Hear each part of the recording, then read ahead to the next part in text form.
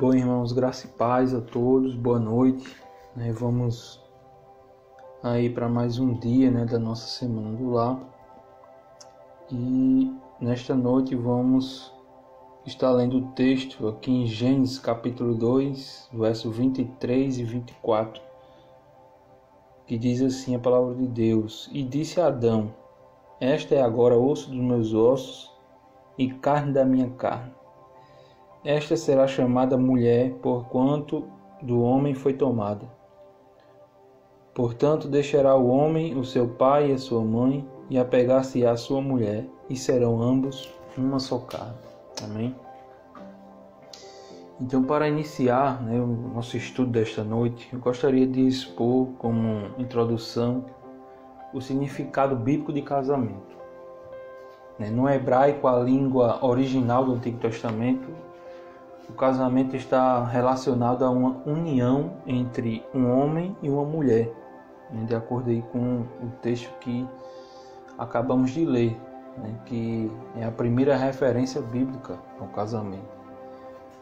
E no hebraico, a palavra homem e a palavra mulher é formada por 3 letras hebraicas. Existem 2 letras que se repetem nessas 2 palavras, homem e mulher. E existe uma letra que não se repete, por exemplo, ABC para homem e ABD para mulher. Quando destacamos essas letras que não se repetem e unimos elas, se formará uma letra que nos leva à palavra Yahvé, ou seja, o próprio Deus. Então, de maneira simples, casamento é isso. Biblicamente falando, o casamento é uma união entre um homem e uma mulher que tem Deus como o centro dessa união. Sabendo disso, gostaria nesse estudo apontar alguns cuidados que devemos ter com o nosso casamento. Nós cristãos temos a responsabilidade de preservar essa bênção que é o casamento. O casamento é a espinha dorsal da família. Um casamento abençoado vai gerar uma família abençoada. E nada acontece por acaso. Por causa disso, precisamos fazer também a nossa parte. Deus nos deu a responsabilidade de cuidar do nosso casamento. O segredo para um casamento feliz não está no outro, está em nós mesmos. A chave que abre o cofre da felicidade do casamento não é encontrar a pessoa certa, mas ser a pessoa certa. Por isso, precisamos tomar alguns cuidados com o casamento, o qual vem enfrentando muitos ataques e perigos na sociedade em que vivemos. O primeiro cuidado que devemos ter com o nosso casamento é o cuidado com os pequenos problemas que surgem.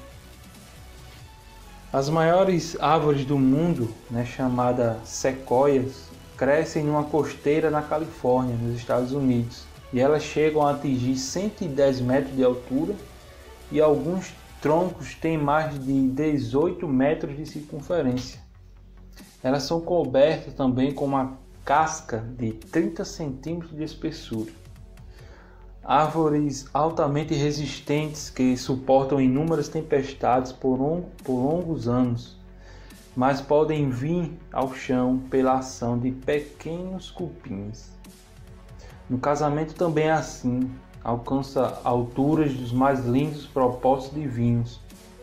Tem resistido a investidas do pensamento mundano, mas muitas vezes naufragam em um pequeno problema. Quando não identificamos esses cupins no casamento e não os eliminamos, o casamento por dentro vai sendo destruído até a sua grande queda. Pequenos hábitos, pequenas brigas, pequenas frustrações vão se acumulando e sugam o amor e aos poucos vão matando a felicidade, ou vai matando a felicidade conjugal. Os problemas pequenos, por não parecerem muitos ameaçadores, são tolerados. Quando duas pessoas se casam, cada um leva a sua bagagem para o casamento. Não estão entrando em uma nova vida de mãos vazias, muito pelo contrário. Não estão levando toda a bagagem do seu passado. E isso muito influenciará o relacionamento dentro do casamento. Por isso que devemos cortar esses pequenos problemas, pela raiz e ter esse cuidado com o nosso casamento. O segundo cuidado que poderemos aqui expor seria o cuidado com a rotina do nosso casamento. Sabemos que a rotina ela sufoca,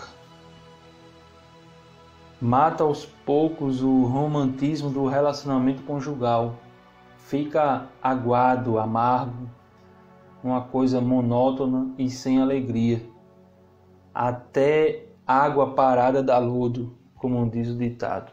O casamento sem criatividade cai na rotina e depois é difícil sair dessa rotina. A criatividade é uma característica do ser humano criado por Deus. Uma das coisas que mais desgastam o casamento é a falta de entusiasmo. Então, é necessário investir no relacionamento. A acomodação não é bem-vinda, Devemos sair da rotina. Precisamos adotar novos hábitos e mudar para melhor. Então, o segundo cuidado é que precisamos ter aí o cuidado em sair da rotina, não deixar que as coisas em nosso casamento sejam rotineiras. O terceiro cuidado seria o cuidado com o dinheiro. Nós devemos ter cuidado com o dinheiro em nosso casamento. O dinheiro é o Deus mais adorado deste século. 2/3 das lutas, brigas e processos judiciais do mundo inteiro têm uma só causa: o dinheiro. O dinheiro controla a mídia e a internet, determinando até mesmo as informações que os cidadãos podem ter acesso. Estamos muito vendo isso atualmente. Mas sabemos que a felicidade conjugal não depende do tamanho da casa, da quantidade de roupas no armário, da marca do carro da família ou de quanto você tem no banco. A felicidade não está em ter, mas em ser. No luxo não é sinônimo de felicidade. Amar o dinheiro faz mal. Nenhum sucesso compensa o fracasso do casamento. Muitos casais valorizam mais o dinheiro do que o seu próprio relacionamento. Um grande erro. Família sábia é aquela que faz o orçamento familiar, que não gasta mais do que ganha, nem gasta tudo que ganha.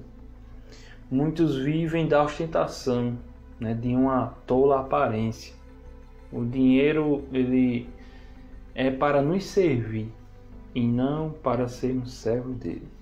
Que possamos estar vigilantes em relação ao dinheiro também em nosso convívio conjugal. Outro cuidado